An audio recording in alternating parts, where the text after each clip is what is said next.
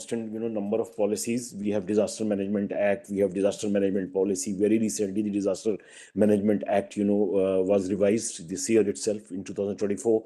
And now, at least, government is taking proactive measures so that losses are minimized. And if you look at the policy says that there should be zero tolerance to avoidable loss of lives. Next. And people by large and no by and large not adequately aware of the risk of their shelters are exposed to, and poor availability of knowledge and know-how. So see, India being a very vast country, despite of having all these plans, we have so many we have very beautiful standards, and so many literature is available, but still the knowledge is not percolated up to the last level. So still we continue to build the houses the way we build, without consulting the experts, engineers and architects. Next. This is also the implementation of existing laws for settlement, planning, zoning, land use, and building construction. Each state, in fact, we did, BMTBC was given the task to modify building bylaws. And with NDMA, we did that exercise. We came out with model building bylaws way back in 2008. And then we went to all these states to modify their building bylaws and these land use planning guidelines and other things. But despite of all those things, they are not being implemented as they should be. Next. And this also, all of lack of course, due to frequent earthquakes. Now we have several organizations, several academic institutions, NGOs who have been working in the area of disseminating knowledge to the masses. But despite of all those things, still we require a robust system which can help build capacities and develop skills of not only professionals but also of artisans, and awareness can be created amongst the citizens of the country. Next. And this also, even sustainable development goals, there are 17 of them, and I have just written 2 here, that the SDG 11 says that make cities and human settlements inclusive, safe, resilient, and sustainable. And nowadays, when we talk about hazards, there is another thing which is coming up, is climate change, and climate action need to be considered very seriously and sincerely. And we are talking about thermal comfort. All of you know that surface temperature of Earth is rising. Already we are plus 1.5 degrees Celsius. So climate change or climate change mitigation strategies also need to be incorporated when we talk about disaster mitigation management. So natural hazards plus climate change. Now, both the things are to be looked holistically and together.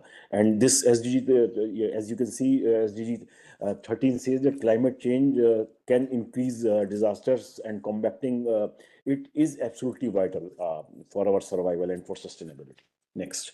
So with this just brief introduction, let me just give you what does our vulnerability atlas contain. So as per vulnerability atlas of India, you will find 57% of land is vulnerable to earthquakes, 18% of land vulnerable to high wind velocity, 7% of land vulnerable to floods. And every year around more than 1 million houses are being damaged due to one or other hazard. Next. And this is just a slide to show you that I see we live in India, so we just can't change it. So we are exposed to hazards. So if you live in a Delhi falls in seismic zone 4, so you have to live with it. But you can enhance your capacity. We can prepare ourselves better. So by preparing ourselves better, we can always reduce the risk. So this slide just show you this, that despite of having high exposure to hazards, if we have high capacity and we make robust buildings, resilient structures, then we can always reduce the risk. Okay, so just to show you the relationship between hazard risk. Suppose earthquake comes in a forest, or it comes in a densely populated area, so naturally the risk in a forest which is uninhabited area will be less. So this mathematical formulation shows you that what is the risk. Okay, next. And these are the things which we have in our country: Disaster Management Act, National Policy for Disaster Management, National Disaster Management Plan, and all these documents are wonderful documents, can be downloaded from NDMA website. Also, India is committed for this, international disaster framework. So right now we have this Sendai framework for disaster risk reduction, which will go up to 2030, and all these, disaster mitigation and management plan and acts and other things, they recommend proactive pre-disaster preventive measures. Okay, so if I have to explain you this, most of the time we have been reactive society. Means if an earthquake comes or if any hazard strikes, we react to it, then we do repair, rehabilitation, and remedial measures are being done that are need to be replaced by P. So P is nothing but proactive pre-disaster. So preparedness, better preparedness, and proactive measures need to be taken. Okay, so that all these disaster management acts and other things are based on this proactive pre-disaster preventive measures. Next.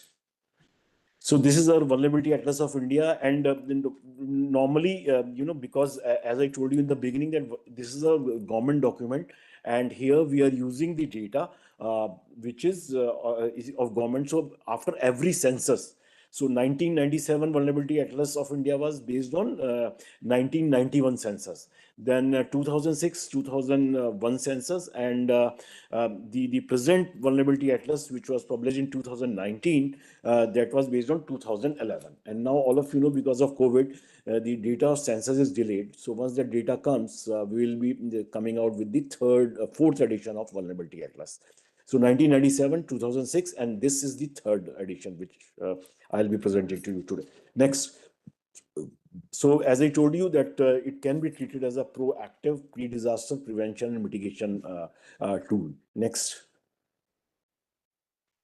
The Vulnerability Atlas of India, it has been presented on various national and international platform, and it has been received very well by the international agencies also. In fact, if you know that we have a SARC, South Asian countries consortium is there, and we have been asked by NDMA to help the South Asian countries to prepare a document of this kind, which is vulnerability atlas kind of thing for these Asian states, southeastern Asian states as well. Next. Okay. And I don't know whether you know about the late Professor Arya. All these three versions, I think Soni Saab knows about him. He's the authority of earthquake. In fact, he brought earthquake engineering to our country. And being from Roorkee, all of us know about him. He's the father of earthquake engineering in our country. So in fact, all these three versions of Vulnerability Atlas was prepared under the chairmanship of Professor Arya. And he used to sit in our office only. He was quite old, but he involved himself fully and prepared all these three editions. And as you can see, because it's a work of Ministry of Housing and Urban Affairs, so we have members from all the departments. IMD is one of the organization. Then IIT Roorkee we took for earthquakes, IMD for data and all, SCRC Chennai, GSI was there for seismotectonics data, CWC for floods. Then NRSC was taken for some digitized topo sheets. Then Survey of India also we took topo sheet digitized. Then this was the group which was constituted by government peer group, and under this peer group, the entire the atlas was prepared. Next. So what does it contain? Vulnerability Atlas of India. As I told you that whatever information we have in code, so those information has been put in digital. Next. So that information has been put on our GIS platform, and we have digitized map, and the information is available up to district level. So what we have done now, census has a digitized map of the country up to district level. In fact, they have map up to taluka level. So up to district level, you can know the scenario of the hazard. Okay, so these are the maps. I will show you in detail all these maps. So it contains digitized hazard zone maps for earthquakes, wind and cyclones, and floods. Also, in fact, this was the suggestion given by IMD that we should, thunderstorm is one of the major hazard nowadays, because a lot of deaths, happen because of thunderstorm, and that was again told suggested by IMD, and they provided us the thunderstorm data. So we have put a the thunderstorm incidence map. So whatever database IMD has, they shared it with us, and we have put all those thunderstorms on Indian digitized map to show the thunderstorm incidence map.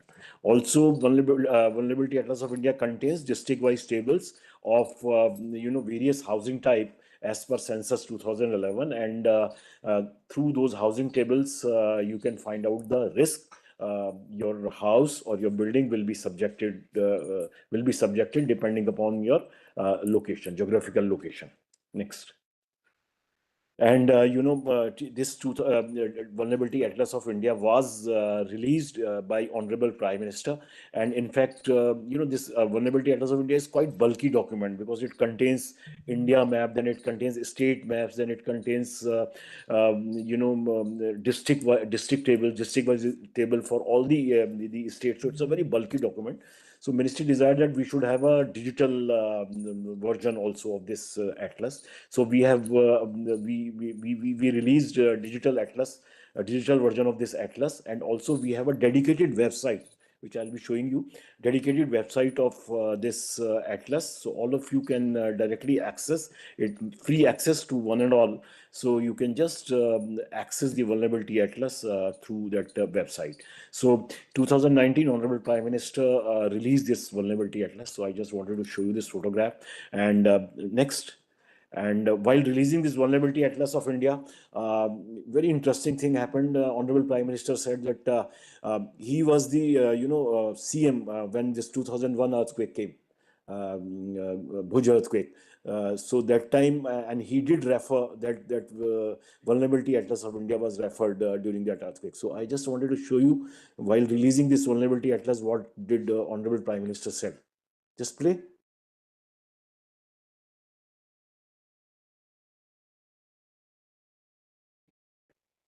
Hmm? करो play करो नहीं नहीं okay करना दिलीप यार दिलीप तेरा यही होता है Okay. Anyway, just I wanted to say that Honorable Prime Minister remembered that there is some document of this kind available in the country, and he referred it during 2001. Then he suggested there itself that this vulnerability atlas of India should be included in all the tender documents.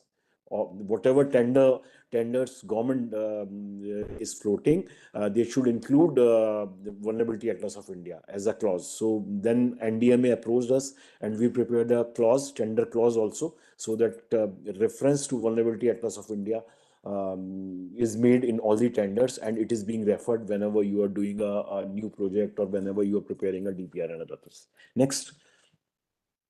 So this contains, I'll show you these maps: earthquake hazard maps, wind hazard maps, flood hazard maps. And then again, as regards landslide, there a whole lot of data is available. Then again, IMD suggested that let's use the data which they have, so that, and we have not given landslide hazard map. We have just,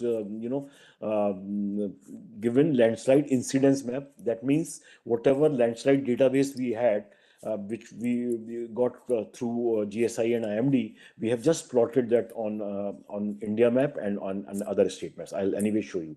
Then again, cyclone occurrence map, again suggested by IMD, that for coastal regions we should prepare a separate map of cyclone occurrence. So for coastal region, we have given a cyclone occurrence map along with maximum sustainable wind. And thunderstorm, as I told you, that this is again a new addition. So last two maps are new addition to this third edition of vulnerability atlas. And then vulnerability tables, again, this is a unique thing which we have done. So depending upon the housing type, if your house is a masonry house or kacha house or it's a reinforced concrete house, based on the category, you can find out the damage risk, that the kind of damage your house will incur in the event of an earthquake or cyclone or floods. Next. Yeah, all of you know about this, so I just don't need to explain you why India is vulnerable to earthquakes. Next. Next. So this is the map which is given in Bureau of Indian Standard on National Building Code, that India is divided into four seismic zones: seismic zone 2, 3, 4, and 5. Next. You can see this is seismic zone 5, this is seismic zone 4, then seismic zone 3 and seismic zone 2. So this is the map given in BIS or NBC and IS 1893. And now what we have done, we have digitized this map on a GIS platform and given the information up to district level. Next. Next. No, so this is what that was the map given in Bureau of Indian, yes, and this is the map which is given in Vulnerability Atlas of India. Okay, so this is the map of India, and as you can see, it is divided into four zones, and whole lot of information is given in this, which I will show you in next slide. So it has state boundaries, it has district boundaries. Then we have other features like national highways, water bodies, or then seismotectonic features are also plotted on all these maps. Then if you click any of these state, you will get a state map, and in that state map, you click to any district, you will get a district tables. Okay, so as per this, you can see this is the exact information that 11.3% land is liable to seismic zone 5 or MSK intensity 9 and more, 14.4 to MSK 8, and 31.1 is to MSK 7. So that is equivalent to zone 3, 4, and 5. Next.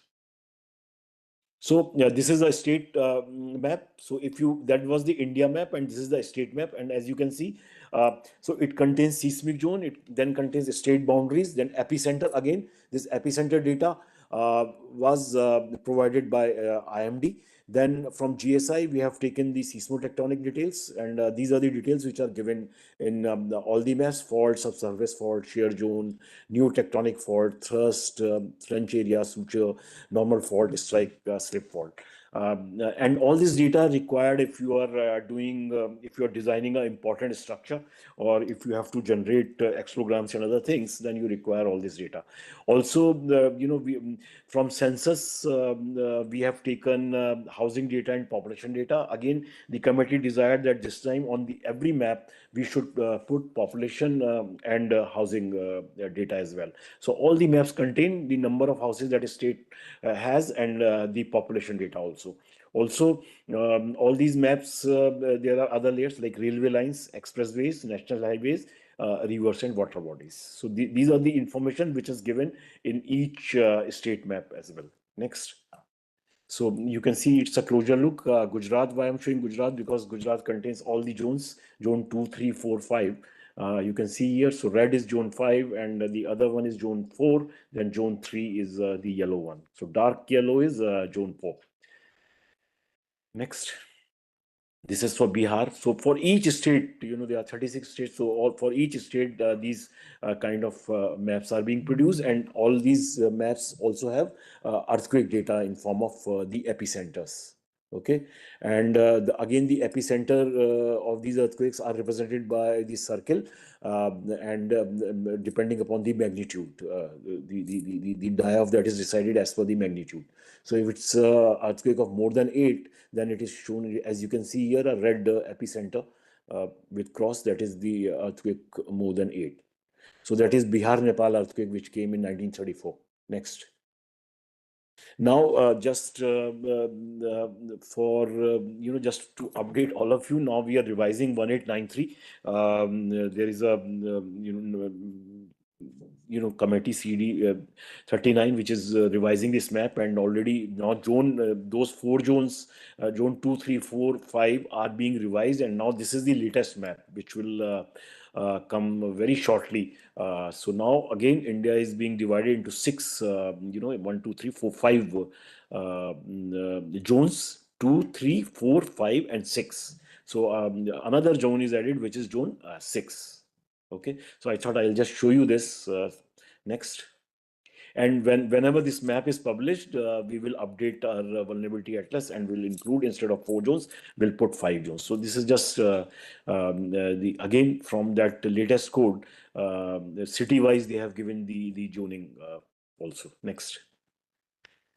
Now, that was about the earthquake, and similarly for wind, again we have a IS 875, which talks about wind, and again National Building Code 2016. It has the wind zoning map of the country, and as per that BIS map, the country is divided into six wind zones, as you can see here, and the basic wind speed varies from 33 meter per second to 55 meter per second. So this map again digitized and put on GIS platform. Okay, next. So you can see this. So this is the map which is given in Vulnerability Atlas of India. And as I told you, the earlier map, the basic data was taken from that map and converted in digitized form up to district level. And you can see again, all this data is from IMD, that how many cyclones came in that period, and all these things. Next. So this is the state-wise, as I told you, that was India map. Then the state-wise maps are this, and you can see state boundaries, district boundaries. Then again, we have given a cyclonic storm and severe cyclonic storm data, again given by IMD, which has been put in these map. And also, as you can see, you can see a bar there that shows probable maximum surge height. So in case of cyclone, what should be the maximum surge height which is required if you have to design a structure near coastal region? So you have to increase the plinth height so that the structure is not inundated. So for that you require probable maximum surge height. So that is also given in these wind hazard maps. Next. So you can see closure loop. This is of Gujarat. And as I told you, that it contains cyclonic storm, severe cyclonic storm, probable maximum surge height, and other things. Next. Next. So you can see this is for Bihar. Next.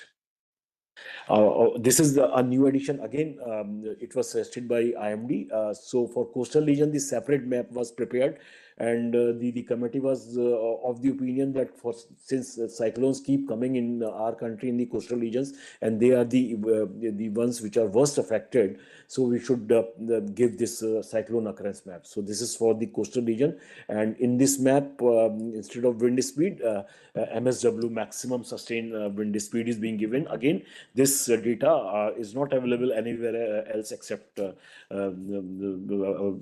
from IMD, so that IMD data is being taken, and also cyclonic storm and severe cyclonic storm have been plotted in this India map as well. Next.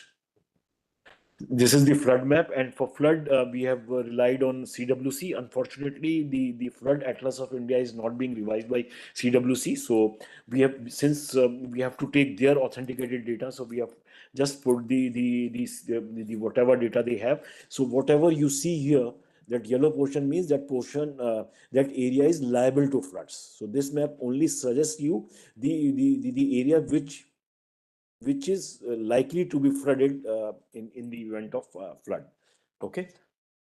Next. So this you can see.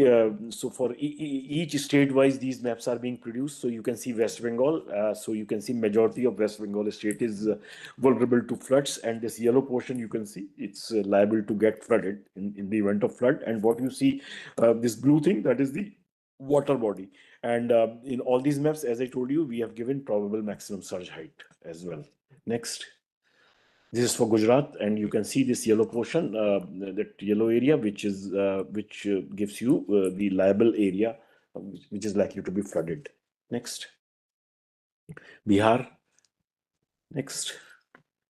Then again, this is the landslide incidence map, because for landslide hazard zonation is still going on, and we don't have any hazard zonation, landslide hazard zonation map of the country. So again, the groups suggested that let's put landslide incidence map. So what we have done, we have just plotted all the landslides which are authenticated and officially available in the records of GSI. So around 10,000 landslides have been plotted, and then wherever these landslides are occurring, those state landslide incidence maps are also being given. And because most of the time landslides are triggered by rainfall, so again, data from IMD, annual state rainfall data is also is provided for all the states. And then state boundaries and housing data. Next. So you can see here. So this is the for Uttarakhand, whatever landslides have come. So those have been plotted. So you should understand the difference. Those were hazard maps. These are just incidence map. Means whatever landslides have occurred, they have just been plotted in form of dots. Okay. So this is for Himachal Pradesh. Next.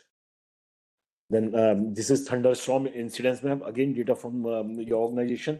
Again, this is for India. So all the thunderstorm database which was available with IMD, that has been plotted on a GIS platform and put in this form, along with the state boundaries and housing and population data as per census 2011. Next. So that was about the hazard map. Then what we have done, we have also, produced risk tables depending upon the house type. So if you look at the census data, what census does, they have the census of houses also. Okay, and they have divided houses into these categories. So depending upon the wall types, houses are being categorized into these four categories.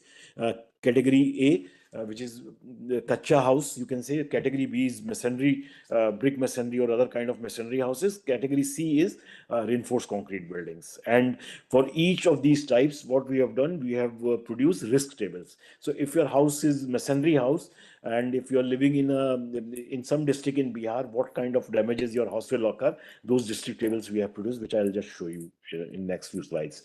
So this also gives, the sensors again give the data depending upon the roof types also. If your roof is lightweight or a truss kind of thing, then it is R1. Heavy weight tile and all, then it is R2. And otherwise, if it is a RCC roof, then it is R3. Next.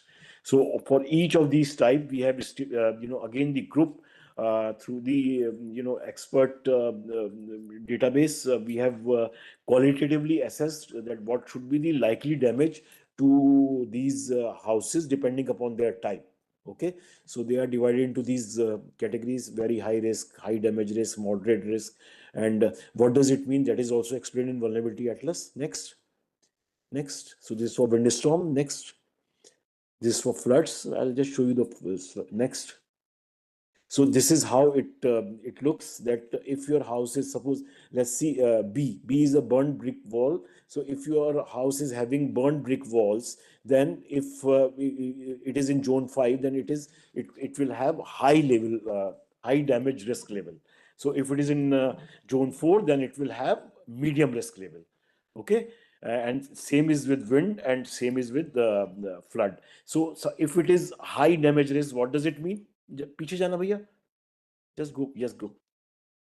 Yeah. So if it is in high damage risk, that means, so zone 5 masonry house will have high damage risk, and that high damage risk means in the event of an earthquake, it will have gaps in walls. Part of buildings may collapse. Separate parts of buildings lose their cohesion, and inner walls may collapse. So what you can do, the kind of house you are living, you can just refer vulnerability atlas, and from this qualitatively you can assess the damage risk level of the house you are living in. Okay, so it's very simple. Just go to the table and just try to find out depending upon the area you are living in and the kind of house you are living in. Next. Yeah, so this is the table for the entire country. You can see. So here, on the left hand side, if you see in that table, if you see, type of houses are being given, and then on right hand side the damage risk levels are given depending upon the seismic zone or the wind zone or the flood proneness. Next. Yeah, so you can see here.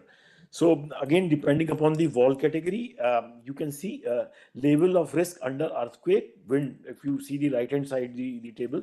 So if it is in zone 5, what is the damage risk level? Zone 4, what is the damage risk level? If the wind velocity is basic wind speed is 50 to 55, then what is the damage risk level? And if it is flood prone, then what is the damage risk level? So again, this is qualitative risk, damage risk levels. Okay. So from this table, easily, this is for India, then for each state up to district level, we have found this vulnerability, damage risk levels, which I will be showing you. So if it is concrete wall, then as you can see, for even for zone 5, your house will be subjected to medium risk. Okay, and similarly for roof type, the risk levels have been produced. Next. And then each table has this probable maximum precipitation. So rainfall data is also again taken from IMD, is also being given for all states and districts. Next. So you can see these are the district. So this is a state table. So the first India table, then for each state we have a table, and all states have some districts. So for each state, district wise tables are also being given. So the damage risk level up to district is being given in Vulnerability Atlas of India. So as you can see here, this is a Gujarat state table, and then the right hand side, what you see is some district of Gujarat for which. Kutch. Okay, so for Kutch, that risk table is being given. Okay, next. So similarly, for all states, you can have. And next. So it is just to show you whole lot of information you can get from this. So just to give you an example, so this is a table for some district in Odisha. So you can see if you look at the bullets, 87% of area of district falls in zone 3, 100% area in high wind velocity, 50% area is prone to flood. The probable maximum precipitation is also given, which is 71.6 centimeter, which is quite high. Then as per census, how many houses are there and what is the percentage which is very weak, which is moderate strength, and which are strong type. All those things are being given. Then risk of damage from earthquake is given. So whole lot of information, and accordingly you can plan your mitigation and prevention measures. Okay, next. So just to give you that what all you can do with this atlas, you can initiate preventive actions like hazard resistant construction, retrofitting, repair, upgrading, mitigating the intensity and extent of disaster, implementation of land use zoning, warning system installation, hierarchical structure, and training of manpower. Next. And I think these maps are being given to state governments and urban local bodies, and they have been used for variety of for various purposes like selection of suitable sites, configuration of building, materials and technologies, structural design, proper risk assessment based on geoclimatic profile, and those kind of things. Next. This you can leave. And you can note this. This is the website. This is a dedicated website which we have for Vulnerability Atlas. So you just, VAI stands for Vulnerability Atlas of India. So you just go to this website. Whatever I explained you, all that information is available on this website. Also, for academic purposes and for researchers and for official purposes, we are also providing shape files.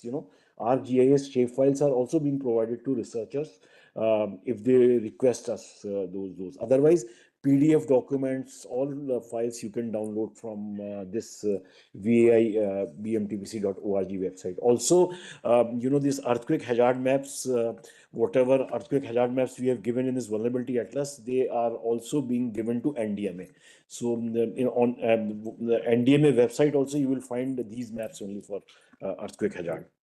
Next. So this is that website.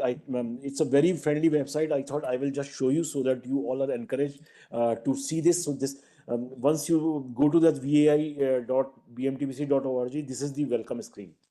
So very simple. And on Left hand side, what you see is introduction, preface. So, a whole lot of information is given. You can go through that information, which will give you, which will make you understand the basis on which these maps are being produced. And then what you see on the top earthquake hazard map, wind hazard map, you click any of that, and you will get that map.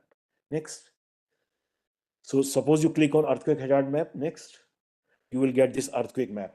So, and what you see here, you see all the states on left hand side. So all the states are being given. You click on any state, you will get that state map. On right hand side, you have a vulnerability, damage, risk, level table, which I just explained you. Next. So suppose we click on Assam, so you get a Assam map, and all of you know that the entire northeastern region of the country falls in seismic zone 5. So that is why this is red in color. And what now you see, because this is a state map, so on right hand side you see all the districts of that state. So you click to any district, you will get district wise vulnerability table. So next, so you can see here, we have clicked. So that is a state map, then district map. Okay, that is the Assam map, state map, then district map. Okay, and these are the district. Two districts are shown here. Okay, so in a similar way, all the districts can be seen from vulnerability point of view and as well as from hazard point of view. Okay, so similarly for next, similarly for you can do it for, this is again shown for Bihar. Next, so Bihar, if you click to any district, you will get this district wise map. Next, this for Uttarakhand. Next, so similarly for wind, you can do you can see this is the wind India map. Left hand side you have all these states, and then the right hand side you will have district. So these are the districts, and you click to any district, you will get district table. So it's very simple and easy to understand. Language. So flood hazard map, as I told you, flood hazard map only contains the area which are liable to floods. So on left hand side, all these states which are liable to floods. So we have not included all these states, but states where we can have a probability of the flood. Okay, so those states, and again same thing. Okay, you can see this. Yeah. So for landslide, as I told you, only landslide incidence map. So this is the landslide incidence map, and then wherever landslides have occurred, so those states have been given the state-wise map. So Himachal Pradesh being a hilly state, this is the data, so that state map of landslide is given. Now thunderstorm again. Click. So this is the map for thunderstorm.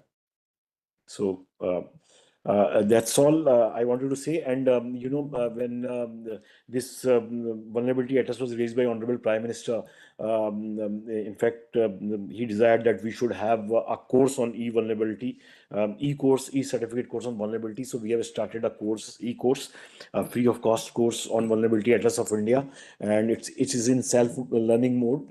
The course is being run by our ministry in association with the School of Planning and Architecture. So anyone can register for this course. It's a self-learning course. You go through this course, and at the end of the course, you can go through this course. I mean, there is no time limit in a day or in a week or in a month. And then there is, once you complete the course, you will be asked to take a MCQ exam, multiple choice question exam, very simple. Once you pass that, you will be given a certificate. Next. सो अब तेरे film चला दी, अगर दिलीप तेरे पास पड़ी वो film इसमें. So I think you can see this. I just wanted to that what did the Honorable Prime Minister said when he released this atlas, that construction. You can see construction ki. You can just read that.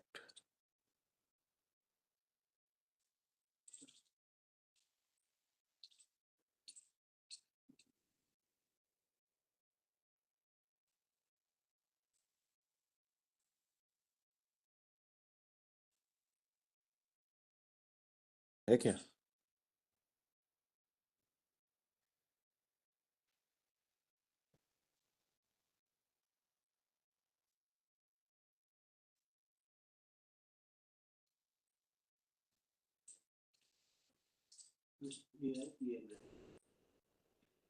Yeah.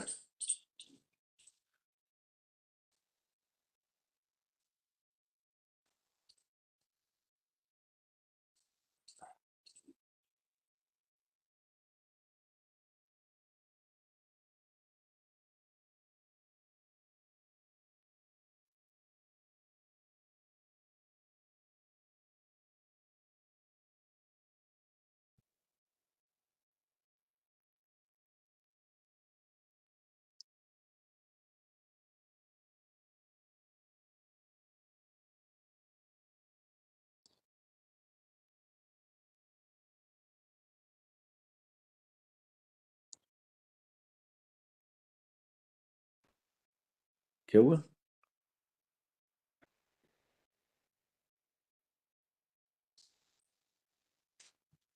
Okay.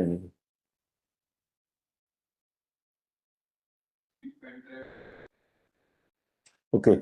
So I think so you can just I mean this is what Honorable Prime Minister said that construction की दुनिया में जुड़े कोई भी हो, सिर्फ building नहीं, कोई भी इवन गैस पाइपलाइन डालने वाले भी इस एटलस को ध्यान में रखते हुए अपनी योजना करें। और मैं सरकार को भी कहूंगा कि अपने टेंडर सिस्टम में भी इसका रेफरेंस लाना चाहिए कि आपने इस एटलस को स्टडी किया है जहां पर आप काम करने वाले हो। इस एटलस में जिन चीजों को बताया गया है उसको आप कैसे एड्रेस करने वाले हो। That's what the Prime Minister said while releasing this. So I just wanted to show you that. Next, next. So that's all I wanted to say. This is just about the course. So you can go to that website, VAE website, and go through this course also. Next, next, next. Yeah. Next. Okay. Next, next. So this is available on SPA website, on our website as well, and also on Ministry's website. So if you are interested, you can just yeah, this is it. So we have a dedicated website also for this course, and in addition to this, we have developed e-courses on earthquake, wind cyclone, and also on flood. So you can all go. The idea is to educate the masses about these hazards and hazard resistant construction.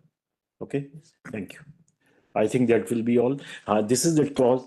Again, NDM, since Prime Minister said, then NDMA asked us to prepare the tender clause. So we have circulated this clause to all the line ministries and all the state governments as well.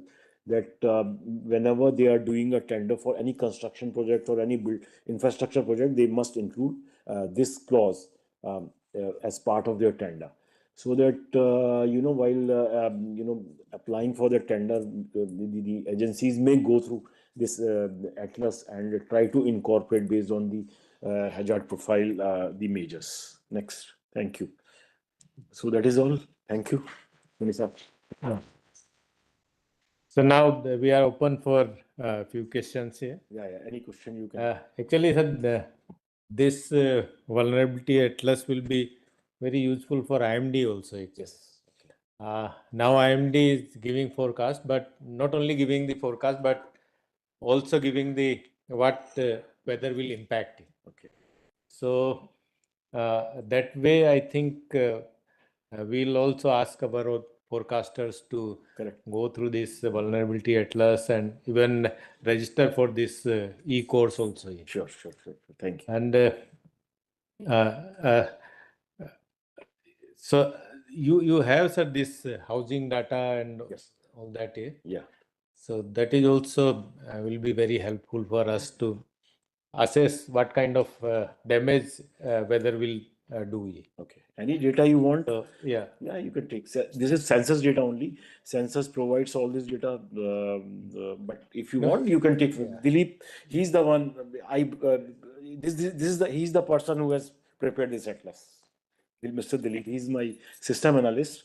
So any data you want, you can just take. And since IMD is partnered with, only thing is if you want shape files, if any one of you is working on GIS and all, shape files, if you want, you just take a request from your, because I don't want that shape file is shape file. Yeah, we understand. So at least you can use it, but at least if your superior or somebody writes that this, I will be using this shape file for this.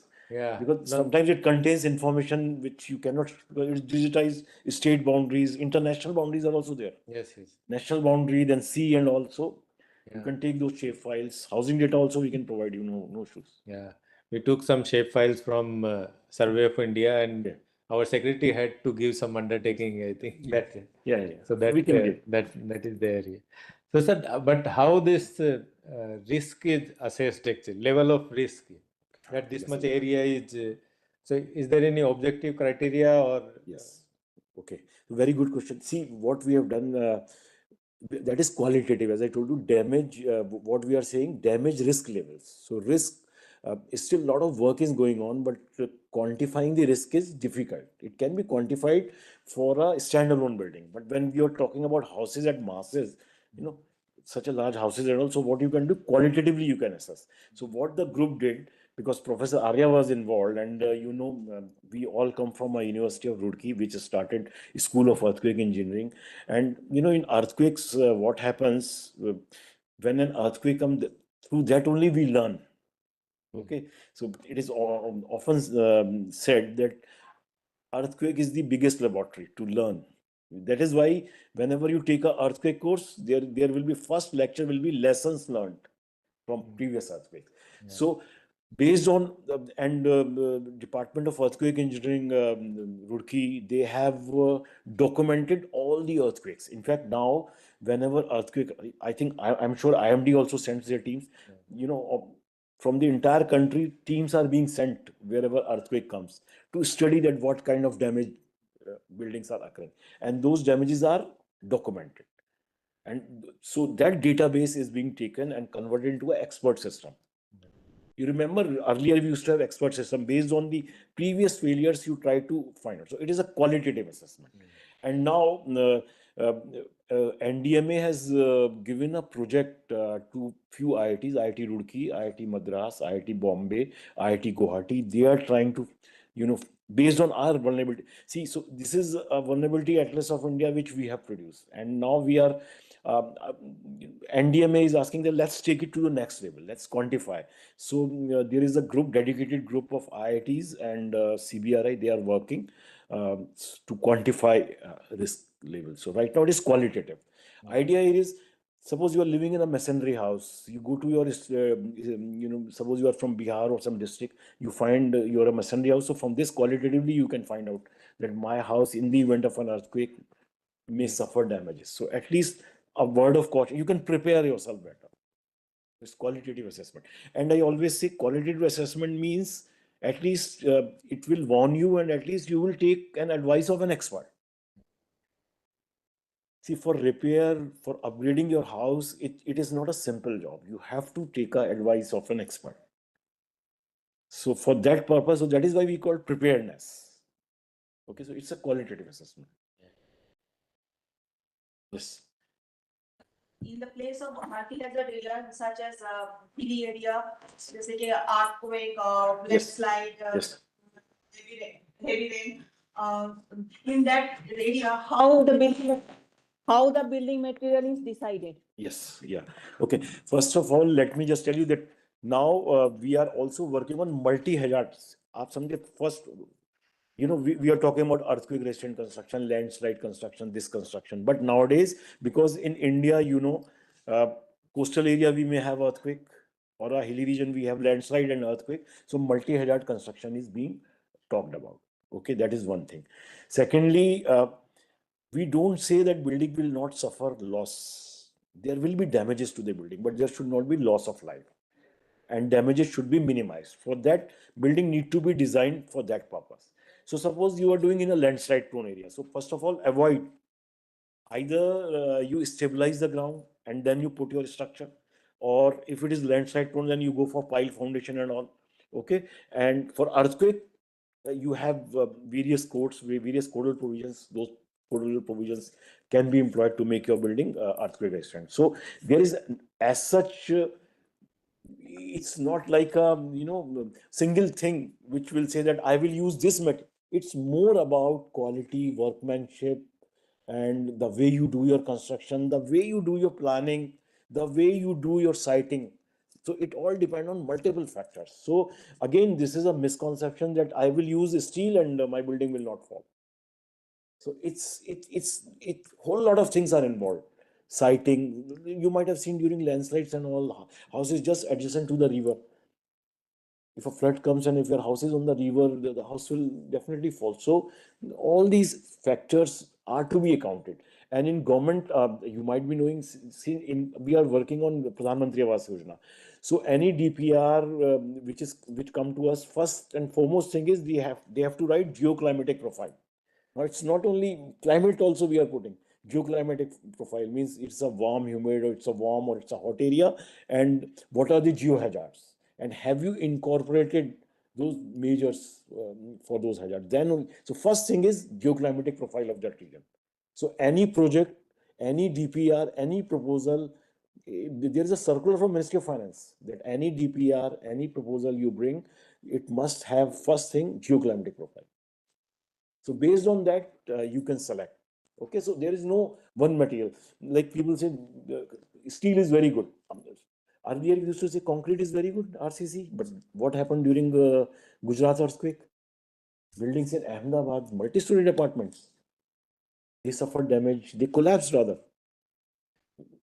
See, during Gujarat earthquake only, it was realized that buildings which are on stilt, you understand stilt? Yes. The buildings which have parking, all of those buildings are very vulnerable. So during Gujarat earthquake only, this was the lesson we all learned, that buildings on stilts are vulnerable. So now there is a special clause in the earthquake code that whenever you are, you can't avoid stilt. You can't, in city like Delhi and all. So you have to design that stilt column in a different way for higher loads. Okay, so it depends on a whole lot of things. Fine. Okay, sir. Thank you. So Suman, you can unmute and ask your question. She is basically in dealing our GIS work. So yes, yeah, sir. Good Suman. evening, sir. Good evening, sir. Am I audible, sir? Yes, go ahead. Yes, sir. Good evening, sir. And thank you very much for such an interesting lecture. And my question is already been asked by Soni sir, and as part of that already answered by you also. Actually, like IMD also have their own decision support system. So we are looking for this kind of data, sir. Like the data which the atlas which you have shown, it looks like it will serve our purpose, because we need this kind of data, and like we need save file basically, because so that we are also dealing with the multi hazard. So in case of lightning, cyclone, thunderstorm, or windstorm, we need to update dynamically. So we are also giving the impact-based forecast, but right now we do not have this kind of statistics that in particular district these many are the house, pakka house or kacha house, or not in case of in numbers, at least in shape file format. If that okay, these are the areas where the pakka house or where the kacha house is there, so that we can integrate in our decision support system, and it will help us to give the impact-based forecast in a very quantitative manner. I mean, it will be improved our impact-based forecast. Okay. Sure. You can take, no issues. So formally Yeah. also, sir, we can write. I mean, if Yeah. required, We then will provide you all the things. No issues at all, because IMD has been partner to this. You are the committee. You are a member of peer group. Whatever data and in fact whatever help you require. In fact, we were approached by NIC also. NIC also has a the data for the entire country. So sorry sir, we shared with them all the shape. NIC, they have their own center where they are running. Everything they have on NIC web platform, digitized form. So we did share our vulnerability atlas, and they wanted, like Suman is telling, they wanted to integrate their data with vulnerability atlas. So Dilip only provided the entire help to them. So in a similar way, this data is yours only. You can, most of the data we have taken from IMD only. Only thing is we have digitized it in GIS platform. So you can take everything. There's absolutely no problem. And whatever help you require from our side in decision support system, we will be more than happy to provide. okay, so Suman, so it will be given as a WMS layer or as a shape file directly you will give us? But this, my expert only can answer. I don't. Yeah, it's available in shape files. Okay, fine. Then that will be very useful. Okay, So sir. in Thank you, sir. the meantime, you can give a link to this in our DSA system. You can Yes, give sir. link to this vulnerability Atlas. atlas. Yes, sir. So at least our forecasters can look at that if this much wind speed is there, this much area will be Yes, sir. prone to damage actually. Yes, sir. So Yes, that sir. will Sure. really help our forecasters to Yes, sir. give Yes. impact based. Okay, sir. Thank you, sir. Please. What data? 23 or No, it was 2009. So basically, we are relying on census data. So last census was 2011. 11? Yeah. Okay, and so it is primarily based on 2011 data. And now wherever I go, people are asking we should make it dynamic. So I mean, whatever, like a whole lot of states change. So in fact, when we prepared this atlas that time, Andhra Pradesh was one state, and Yes. then Now- two states. So we changed it. But after that, again now another three states have come: UT, Jammu, Kashmir, and all. Yes. So it based on census data, but we have to change that. We have not changed. We were just waiting for census data. Once the census data comes, then we were thinking that we will revise the entire thing. So right now, since I told you, this is a government, so it has to be based on something authentic data. Yes. So at least I can say, that it is based on census data. So last census was 2011. So it is 2011. My question is, sir, regarding like you are considering thunderstorm and other extreme weather events. So for that, you have considered the data till 2011 only? 18. 18. 2018 or 19. 19 we were, right? 18, I think. 18. Okay. That we can revise. Again, if you give us data, that we can revise easily.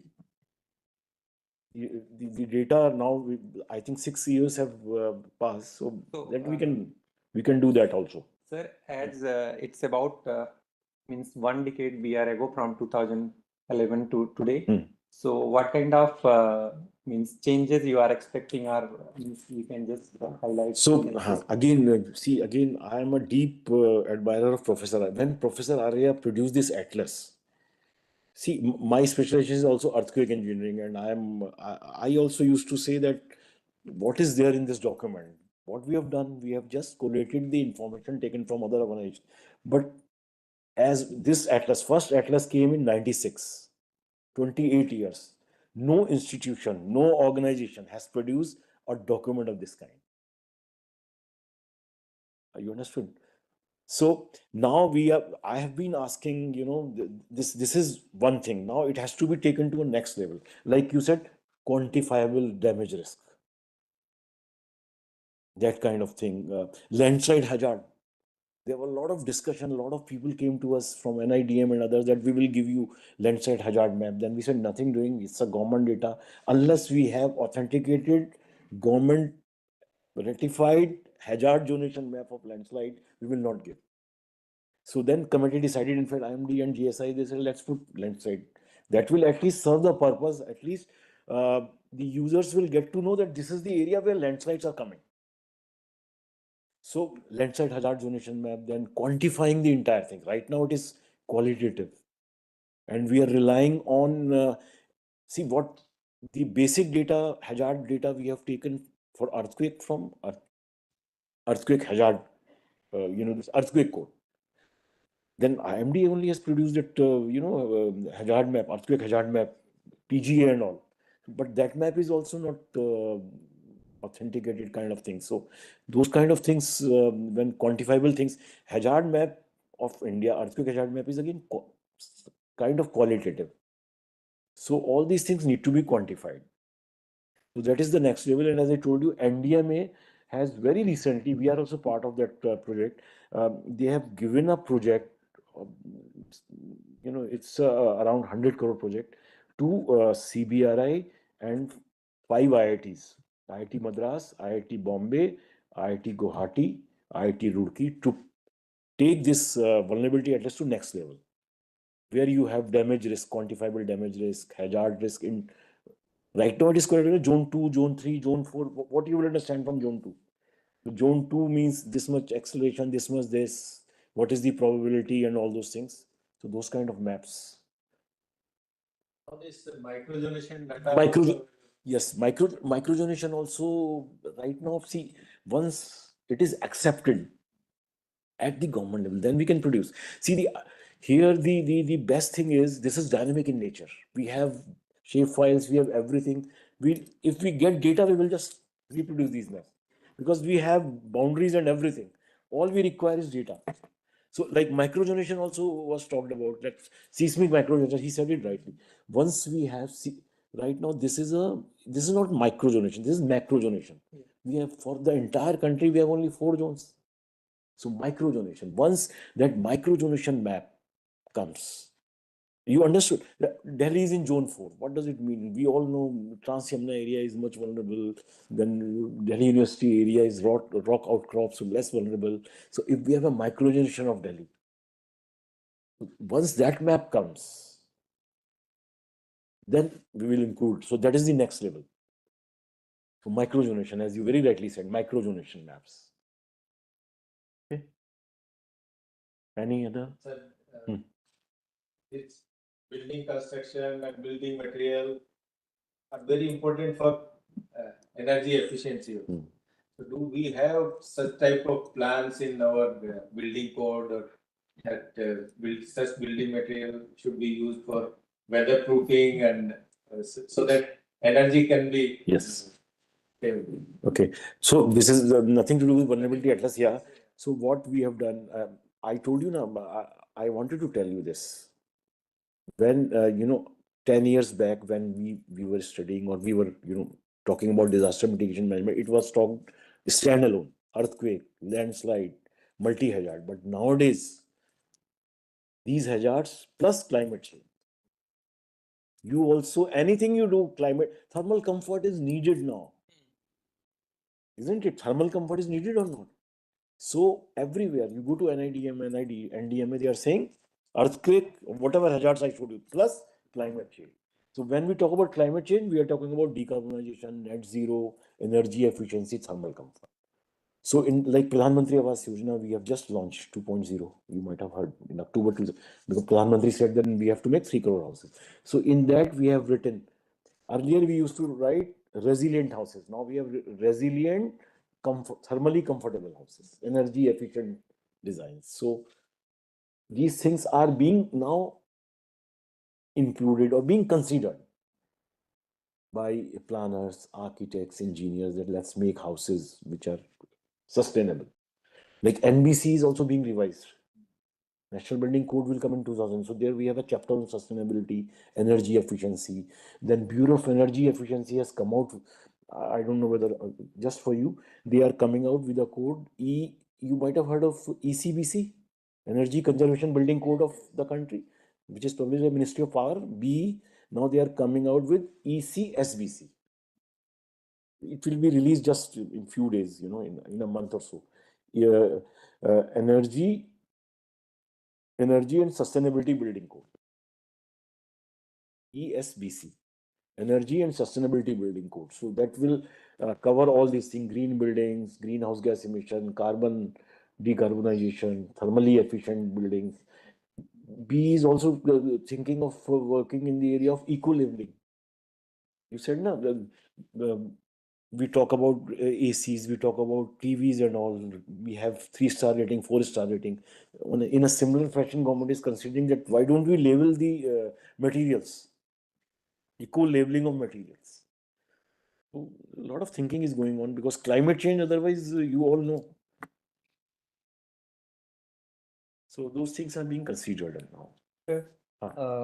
In assessing this vulnerability, whether only these natural hazards were considered or man-made also, like Only there for- were, very okay, good. because Huh. there were some news Yes. in Joshi mud, there were cracks in Yes. this.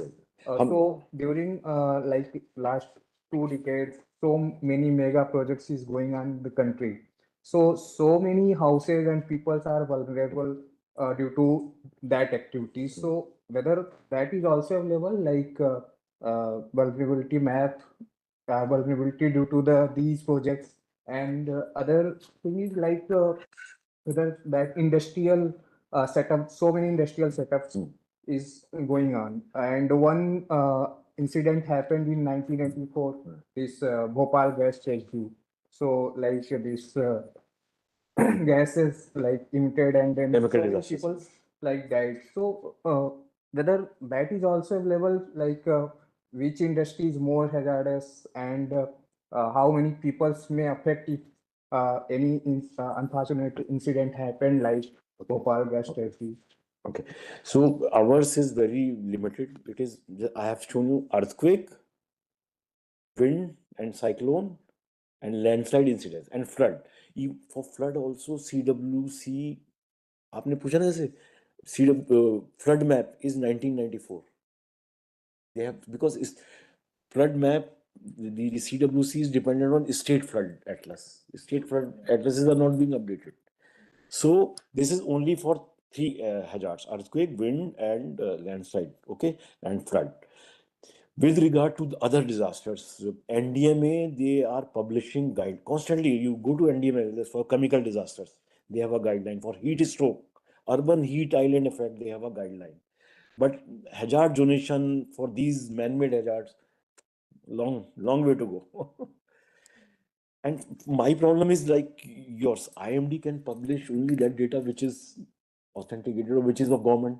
So if something of that kind comes, suppose chemical hazard map of the country comes by some agency, then we can publish. Because see, for landslide, when we wanted to do this landslide map in this, a lot of researchers, they came to us, sir, we have done hazard zonation map of the country, please publish this. Committee said nothing doing. As a researcher you can do, but once it is accepted, that's because this data is being referred by everyone. This data is given to parliament also. Parliament may, every time question comes, which area falls in which zone, what is the percentage in zone 5. So you can give that data only. So once this information comes, it can be updated. So right now it is only for 3.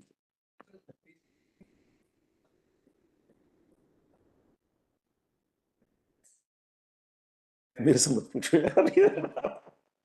There are a whole lot of facts. See, anything. See, like NTPC. So again, that is a misconception. See, we all are government servants.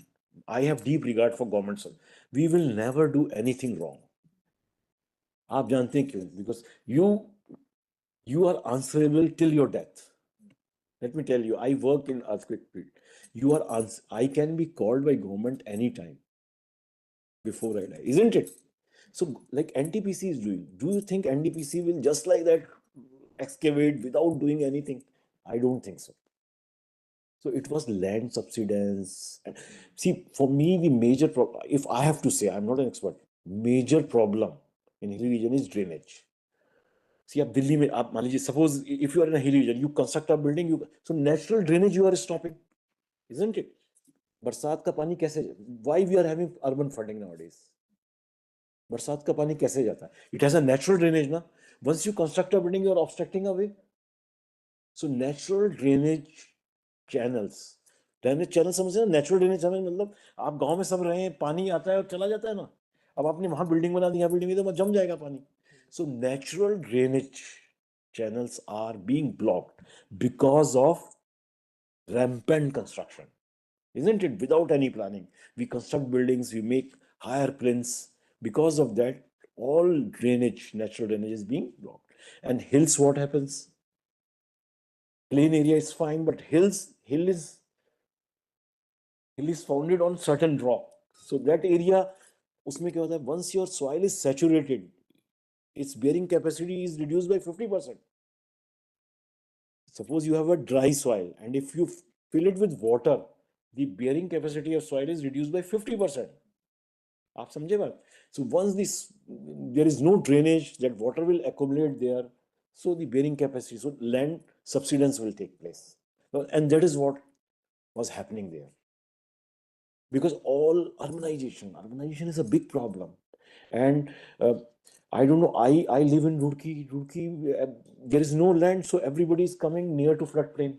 Solani Nadi ke paas, if you go, he's from that place, he knows. So there is a floodplain of Solani, there is a river, Solani river. So floodplains, everybody is building. I have constructed a house there in Solani floodplain. So that way you are blocking the drainage. So for me, the main reason is we are ignoring the natural, these things. Hello, am I audible? Yes, please. Good evening, sir. Myself, Preeti.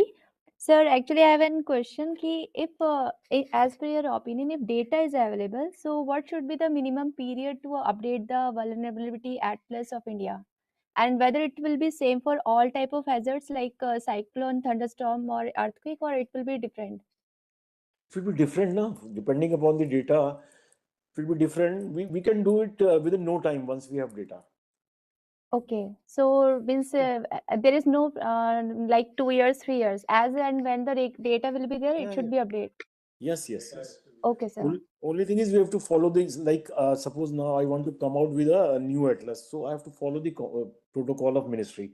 So again, we have to constitute a peer group, because I can't see. No longer I'm a researcher. I'm now more of an administrator. So if I have to produce another vulnerability atlas, I have to constitute a peer group. For that peer group, I have to take sanction from the ministry. So that's the only time we require. And now we have the data on GIS. If there are certain changes, those changes we will do and put. Otherwise, this atlas we took around 2 years. Yes, sir, because last Otherwise, 2 years. in 2019 it was released, sir. So Yeah. after that, still. See, उसमें क्या हुआ, बहुत changes हुए, बड़े interesting. I will tell you, like census. Census, all of you know. Yes, sir. You will not believe now, census, they have everything digitized. Everything, they have up to sub-district level digitized maps of the country. Topo sheets are digitized. Dilip knows, we used to go to Survey of India and take topo sheet. And he used to digitize it. Now they have all digitized data. You get it in a CD or in a USB drive, put and you get a map. हम लोग जब पढ़ते थे तो ऐसे करके बनाते थे रुड़की में digitized maps. Now everything. Similarly, census has it all digitized. So a lot of changes have come. So because of those changes, it took time. But in today's context, when there are so many tools available, I don't think it will take much time. Okay, thank you very much, sir. Thank you for a nice presentation, sir. Sir, how it is projected by 2050, our urbanization population will increase up to 81 crore? 81.5 crore. This is a UN published data. Even, okay. तो वही होता है वो जो आप population growth CAGR, what it is called. So there is a UN based data. So official data is 30%, 33% in 2011 census. 11, yes. So these projections you can see on Ministries of Housing website. Okay. So 2050, 50% India will get urbanized. Is government have any policy to build building to protect urban heat island effect? To protect urban heat island effect, is there in government any policy to materials of building? NDMA has come out with the guidelines. NDMA has a guideline on urban heat island effect. In our projects, wherever we are doing this affordable housing partnership, we are saying 25% area you should keep green. It is for only for urban area, or it will be applicable in? See, I am working in Pradhan Mantri Awas Yojana. So in that scheme, we have couple of versions. We have Swachh Bharat Mission. So in Swachh Bharat Mission, they must be doing something for urban heat island effect. Similarly, in Smart City Mission, they must be doing. So in Pradhan Mantri Awas Yojana, because we are working on that. So like for resilience, if somebody asks me, all the houses are being constructed, are multi-hazard construction, resistant construction. So we say yes, because we do hand-holding, we impart training. So similarly for urban heat island effect and green areas, we are saying one is beneficiary-led construction. There you can't do anything. So if where they have their house and they are making their own house, that's okay. But wherever they have a township or there we are saying 25% area should be kept open, green. And pavers also, we are saying that you put perforated pavers and all those things. We are at least recommending. But again, it's a state subject. Construction is a state subject. So it is a state call, and then it is more governed by state bylaws and their land use planning and all those things. So it need to be considered urban heat island effect also. So NDMA has come out with the guidelines. Okay. So now it's time to express our thank and gratitude to today's speaker, Dr. Shailesh Agarwal.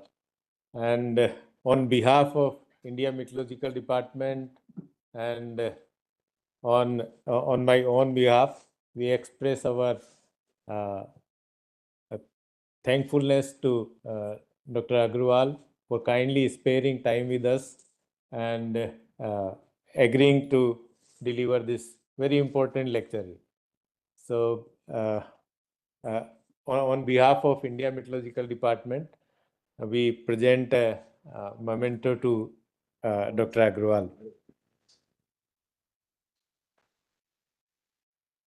And it's actually my honor in the absence of DGM.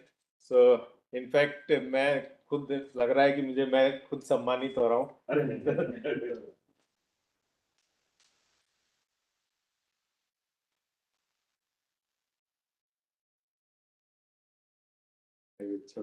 Thank you.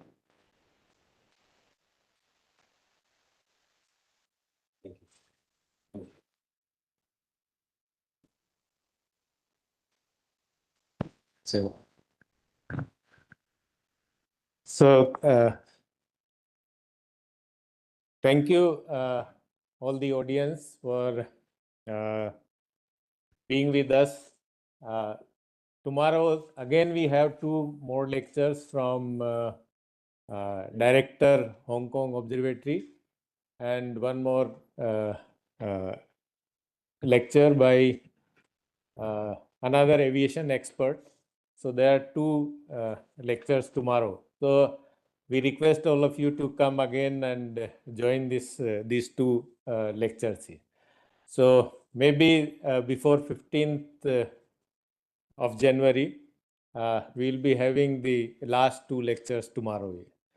And then hopefully we'll continue in post 15 January year. So thank you all for having with us here.